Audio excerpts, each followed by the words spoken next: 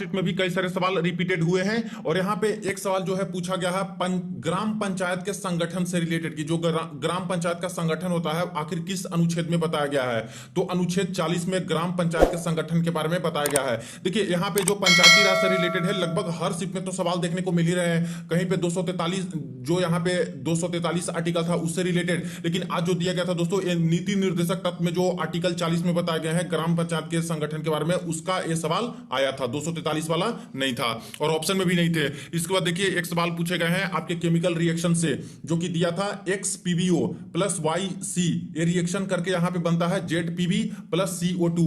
अब इसमें बोला कि बैलेंस करना था, तो बैलेंस करने के बाद X के जगह क्या आएगा, Y के जगह क्या आएगा, Z के जगह क्या आएगा, तो इसमें डायरेक्टली आपको बैलेंस करने थे। अब इसमें देखा जाए तो इस तरफ क्या है, ऑक्सीजन 2 है, कार्बन 1 है, पीवी लेड कितना है, 1 है, यहाँ पे कार्बन 1 है तो यहाँ पे तो कार्बन 1 है, ठीक। यहाँ पे ऑक्सीजन 2 है लेकिन ऑक्सीजन इस तरफ तो 1 है, तो ऑक्सीजन 2 करने के लिए यहाँ पे X के जगह 2 हम लोग डाल देंगे तो 2 ऑक्सीजन हो गया। अब लेड भी 2 हो गया। अब यहाँ पे लेड 1 है इस तरफ से प्रोडक्ट में, तो Z के जगह हम लोग 2 डाल देंगे तो यहाँ पे 2 लेड भी हो गया। तो lead 2 oxygen 2 carbon 1, lead 2 oxygen 2 और कार्बन 1, तो ये बिल्कुल भी बैलेंस्ड हो गया। यानी कि X के जगह पे कितना आएगा, 2 आएगा, Y के जगह पे कितना आएगा, 1 आएगा, कोई चेंज नहीं हुआ, और Z के जगह पे कितना आएगा, 2 आएगा, तो ये इसका आंसर हो जाता। एक देखिए सवाल पूछा गया है इसमें से मेटल यानी कि धातु कौन है, तो 4 ऑप्शन था, इसमें एक था आयरन Fe, तो Fe हो जाएगा जो कि मेटल है। एक क्वेश्चन पूछा गया है जवाहरलाल नेहरू का जन्म कहां पर हुआ था, तो इलाहाबाद में प्रयागराज में इनका जन्म हुआ था। एक सवाल देखिए पूछा गया है कि शुक्र ग्रह पर यानी जो वीनस है, प्लेनेट वीनस है, उस पर किस गैस के कारण बादल लाल व पीला कलर का दिखाई देता है। तो देखिए वीनस ग्रह पे यानी शुक्र ग्रह पर सल्फ्यूरिक एसिड और प्लस कार्बन डाइऑक्साइड का बहुत बड़ा परत है दोस्तों जो कि पूरा एटमॉस्फेयर में फैला है। इसके कारण ही जब स्कैटरिंग होती है लाइट की तो यहाँ पे बादल है जो कि लाल व पीला कलर का दिखाई पड़ता है हमेशा, तो sulphuric acid plus carbon dioxide की वजह से, और ऑप्शन में भी था। एक देखिए सवाल पूछा गया है कि मार्च 2022 में झूलन गोस्वामी ने 250 विकेट किस टीम के विरुद्ध लिया है। अब कीर्तिमान इन्होंने रचा है, सबसे ज्यादा विकेट लेने वाली महिला क्रिकेटर बनी है, तो यहाँ पे किस टीम के विरुद्ध, तो इंग्लैंड के विरुद्ध इन्होंने ये 250वां विकेट लिया है। एक सवाल देखिए पूछा है कि अमित पंघाल जिसने कॉमनवेल्थ गेम्स में राष्ट्रमंडल खेल में जो हाल फिलहाल 2022 में हुआ पदक जीता, वे किस खेल से संबंधित हैं, तो इन्होंने जो पदक जीता है वे बॉक्सिंग खेल से संबंधित है, मुक्केबाजी से संबंधित है। एक क्वेश्चन देखिए पूछा गया फ्रेंड्स कि अवतल दर्पण पर अगर कोई वस्तु 40 सेंटीमीटर पर है तो इमेज 20 सेंटीमीटर पे बना है, अगर वस्तु 30 सेंटीमीटर पे रखा जाए तब इमेज कहां पे बनेगी। अब देखिए 1-2 लाइन में ये सोल्व होने वाला नहीं था, क्योंकि सबसे पहले तो ए वाले से हम लोग फोकल लेंथ निकालेंगे, फोकल लेंथ निकालने के बाद फिर वस्तु की डिस्टेंस इतना दी गई है तो फिर से हम लोग इमेज निकालेंगे, तो इसमें थोड़ा समय लगता। कुछ छात्र इसको छोड़ के भी चले गए हैं, लेकिन इजी था, यहाँ पे करने लायक सवाल था। जैसे सोल्व की बात करें तो अवतल दर्पण दिया है, तो अवतल दर्पण में पहले फोकल लेंथ निकालेंगे, तो फोकल लेंथ बराबर होता है 1/v प्लस 1/u, यही होता है। अब u दिया है और इसके बाद v भी दिया है, तो v है 20 सेंटीमीटर और इसके बाद प्लस में और u माइनस में लेते हैं तो 1 माइनस कितना हो जाएगा, 40 इतना हो गया, तो 40 तो 20 दूना 40 और इसके बाद -1 यानी कि ये निकल के आ गया कितना, तो ये आ गया 40 टोटल। तो फोकल लेंथ निकल के आ गया दोस्तों 40 सेंटीमीटर। अब यहाँ पे बोला जा रहा है कि अगर वस्तु को 30 सेंटीमीटर पे रखा जाए यानी u बराबर अगर हम लोग 30 कर दें और फोकल लेंथ अभी हम लोगों ने निकाला कितना 40, तो तब इमेज कहां पर बनेगी, तो फिर से वही वाला फॉर्मूला हम लोग लगा देंगे कि 1/f बराबर 1/v प्लस 1/u।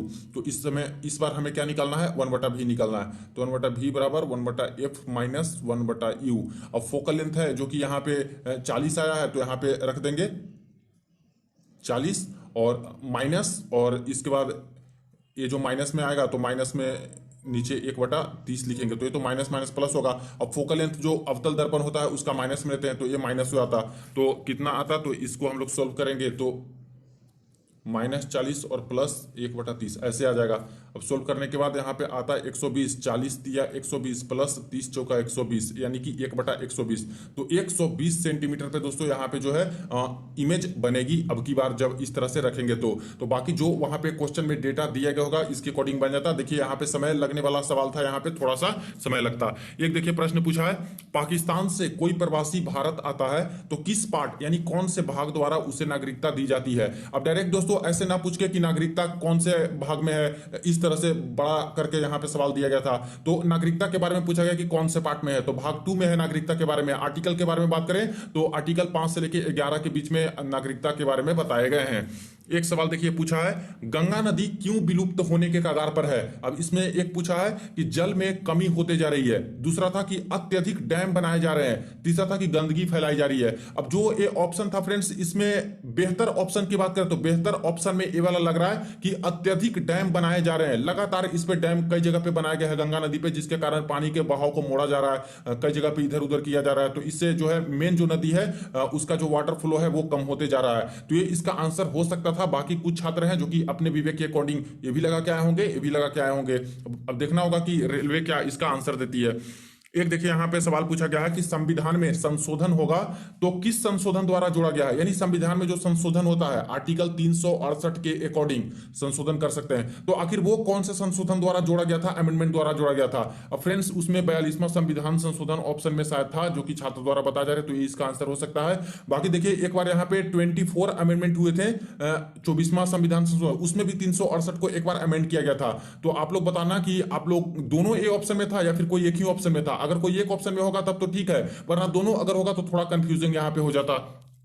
एक सवाल देखिए पूछा गया है कि 2021 में फिजिक्स यानी भौतिकी का नोबेल प्राइज किसे मिला है। अब देखिए पहली बार दोस्तों नोबेल प्राइज से ये लोग सवाल पूछे हैं, इस बार पूरा ग्रुप डी लगभग खत्म ही होने वाला है फोर्थ फेज का, तब अब जाके यहाँ पे नोबेल प्राइज से पूछे हैं। अब हो सकता है कि आगे भी रिपीट करें नोबेल प्राइज, इसलिए नोबेल प्राइज वाले सारे पढ़ लीजिएगा 2021 वाले का। तो फिजिक्स वाला आज पूछा है तो किनको किनको मिला है, तो मुझे ऑप्शन तो नहीं भेजे गए हैं। 3 लोगों को मिला था, सियुकुरो मनाबे को और क्लॉस हैसलमैन को और इसके बाद जॉर्जियो पेरिसी को मिला था। तो ये 3 लोग हैं जिनको मिला था। इसके अलावे इन्हीं में से किन्हीं एक का नाम वहां पे जरूर दिया गया होगा। एक देखिए प्रश्न पूछा है जो कि सिंपल सा सवाल था आपका ओम्स लॉ से, 2 ओम 3 ओम 5 ओम की रेजिस्टेंस को सीरीज में जोड़ा गया है यानी श्रेणी में लगी है। अगर वोल्टेज 4 वोल्ट हो तो करंट कितना फ्लो होगा। तो देखिए सबसे पहले तो सीरीज में लगी है तो जोड़ देंगे डायरेक्टली, 2 3 3 2 5 प्लस 5 यानी कि 10 ओम टोटल हो गई। इसके बाद बोला गया है कि वोल्टेज कितना है, 4 वोल्ट है, तो आई बराबर कितना होता है, भी बटा आर इतना होता है ओम्स लॉ से। तो भी कितना है, भी है 4 वोल्ट और रेजिस्टेंस कितना है 10 यानी कि 2 और बटा 5, तो ये कितना हो जाएगा 0.4 एम्पियर, 0.4 एम्पियर करंट निकल के आ जाएगा।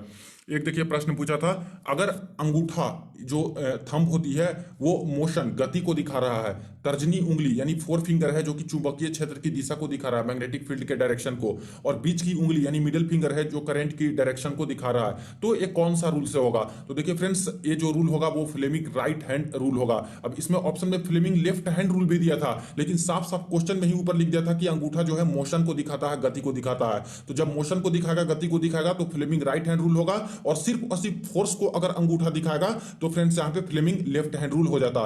तो राइट हैंड में क्या होता है, मोशन और फोर्स दोनों होता है, और लेफ्ट हैंड में क्या होता है, सिर्फ फोर्स होता है अंगूठा वाला। तो मोशन था तो इसलिए यहाँ पे फ्लेमिंग राइट हैंड रूल। और बाकी बात करें तो मोटर जो होता है वो मोटर काम करता है फ्लेमिंग लेफ्ट हैंड रूल पे, और राइट हैंड रूल पे कौन काम करता है, जनरेटर काम करता है। और ये भी सवाल पहले आ चुके हैं, तो इसका आता है फ्लेमिंग राइट हैंड।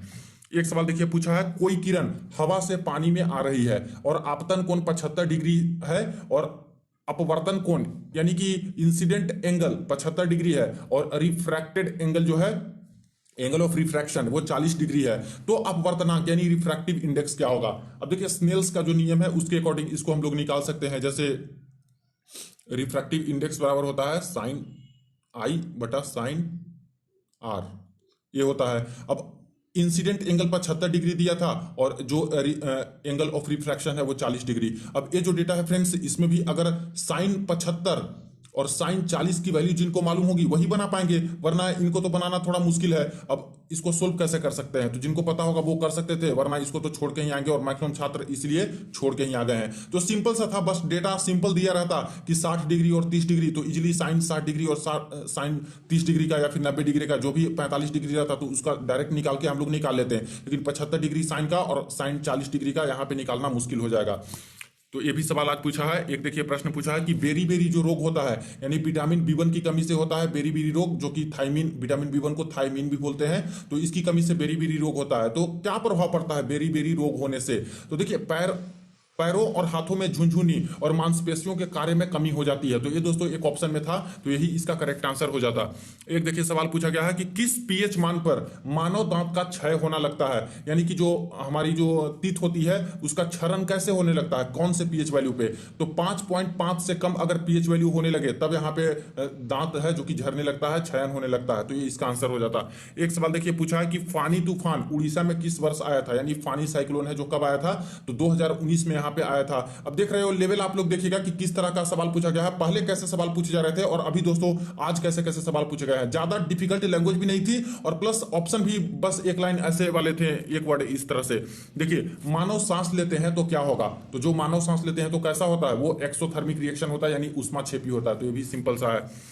एक सवाल देखिए पूछा गया है कि इंदिरा पॉइंट, यानी जो इंदिरा पॉइंट था southern most point of India, किस द्वीप पर है। अब ये बहुत कंफ्यूजन वाला सवाल था। अब इसमें था little Andaman, car Nicobar, great Nicobar, middle Andaman. अब देखिए इसका तो पता है, इससे हम लोग निकाल लेंगे कि जब भी होगा तो निकोबार में ही होगा, क्योंकि साउदर्न मोस्ट पॉइंट यहाँ पे है, तो साउदर्न पॉइंट तो ऊपर में रहता है अंडमान और नीचे ही निकोबार रहता है, तो निकोबार ही होना चाहिए। तो ग्रेट निकोबार होगा या फिर कार निकोबार होगा, तो इसका करेक्ट आंसर होता है ग्रेट निकोबार। तो यहाँ पे इंदिरा पॉइंट लोकेटेड है। एक देखिए प्रश्न पूछा गया है न्यूलैंड्स का ऑक्टेव रूल क्यों फेल हो गया, यानी इसका लिमिटेशन आज पूछ लिया गया है, ये भी रिपीटेड है, पहले भी पूछा था। तो क्यों फेल हो गए थे, क्योंकि यहाँ पे ऑप्शन दिया गया होगा कुछ भी उसके अकॉर्डिंग बताना था। जैसे कि कुछ बात कर लें तो इनका जो न्यूलैंड का ऑक्टेव रूल था, उस समय 56 नॉन तत्व थे, इतना जानकार तत्व थे, लेकिन फिर भी कैल्शियम तक ही इनका यहाँ पे काम करता था, जो कि अष्टक का रूल था। तो एक तो ये लिमिटेशन था। दूसरा चीज ये है कि कोबाल्ट और निकल को एक साथ ये रख दिए थे अष्टक में, तो ये भी बिल्कुल गलत है। कुछ एलिमेंट हैं जिनका जो एटॉमिक भार होता है, यानी एटॉमिक मास होता है, जिसका ज्यादा है उसको सबसे पहले, जिसका कम है उसको बाद में डाल दिए थे, तो ये भी गलत है। तो इस तरह से करके दोस्तों कुछ दिया गया होगा जरूर लिमिटेशन, उसी में आपको सही करना था कि ये वाला जो है गलत है न्यूलैंड का। एक सवाल देखिए पूछा गया है कि महिलाओं की सुरक्षा के लिए किस राज्य ने दिशा ऐप लॉन्च किया है, और ये दोस्तों रिपीटेड क्वेश्चन है। तो दिशा ऐप है जो कि आंध्र प्रदेश गवर्नमेंट द्वारा लॉन्च किया गया है।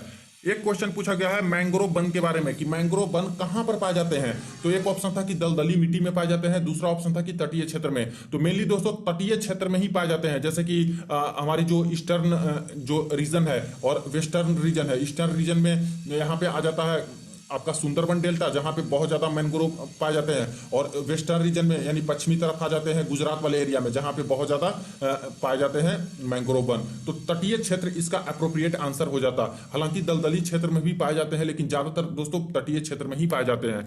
एक सवाल देखिए पूछा गया है फेस्टिवल लाइट्स, यानी जो झालर लगे रहते हैं फेस्टिवल वाले लाइट में, वो आखिर किस प्रकार से जोड़े जाते हैं, तो वो सीरीज में जोड़े रहते हैं, श्रेणी में जोड़े रहते हैं। एक सवाल देखिए पूछा है कि अगर 12 वोल्ट की बैटरी लगी हो तो 24 वाट पावर खर्च हो रहा है, अगर 6 वोल्ट की बैटरी लगा दें तब पावर यानी शक्ति कितना होगा।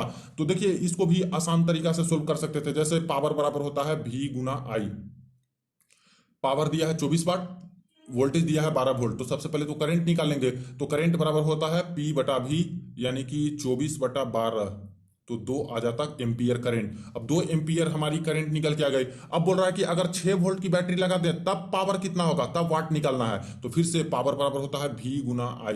अब बोल रहा है कि कितना, तो 6 वोल्ट, तो 6 और ये कितना आया था, हम लोगों ने इस फॉर्मूला से निकाला कि करंट कितना 2 एम्पियर, तो 2, तो टोटल कितना आ जाएगा 12 वाट। यानी दोस्तों अगर यहाँ पे आधा कर देंगे वोल्टेज को, तो यहाँ पे जो वाट भी हो जाएगा वो भी आधा हो जाएगा, यानी कि मात्र 12 वाट हो जाएगा इस तरह से। एक सवाल देखिए पूछा है कार्बन का कौन सा ऐसा अप्रूप है एलोट्रोप है जो कि बिजली का सुचालक है। ये रिपीटेड है, कई बार पूछा गया है कि किसमें इलेक्ट्रिसिटी फ्लो करती है। तो ग्रेफाइट जो एलोट्रोप है, अप्रूप है कार्बन का, उसमें बिजली चलती है। एक देखिए प्रश्न पूछा है फसलों को खैरा रोग से बचाने के लिए कौन सी कीटनाशक का उपाय होता है, अब उपयोग होता है। अब देखिए इसमें तीन तीन करके ऑप्शन दिए गए थे, जिसमें पोटेशियम, सोडियम, फास्फोरस, इस पर मैग्नीशियम, कैल्शियम, इस तरह से करके दिया गया था चार ऑप्शन में, और तीन तीन का इस तरह से बना बना के दिया गया था। अब इसके दोस्तों करेक्ट आंसर मुझे पता नहीं है, थोड़ा सा कंफ्यूजन वाले ये सवाल दिए गए हैं, काफी अच्छा सवाल ये है, तो ये भी एक क्वेश्चन पूछ लिया गया है।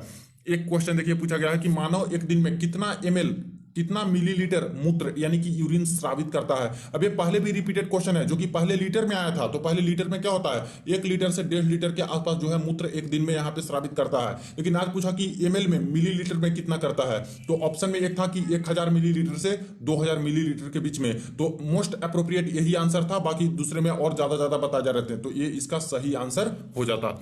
एक देखिए प्रश्न पूछा गया है कि एड्स कैसे फैलता है, HIV एड्स। तो इससे तो बहुत बार सवाल आ ही चुके हैं। तो एक ऑप्शन इसमें ये भी था दोस्तों, यौन संबंध वाला, सेक्स वाला, कि जो संक्रामित व्यक्ति है उनके साथ जो यौन संबंध बनाते हैं तो उससे भी यहाँ पे हो सकता है एड्स। तो ये वाला इसका आंसर होता।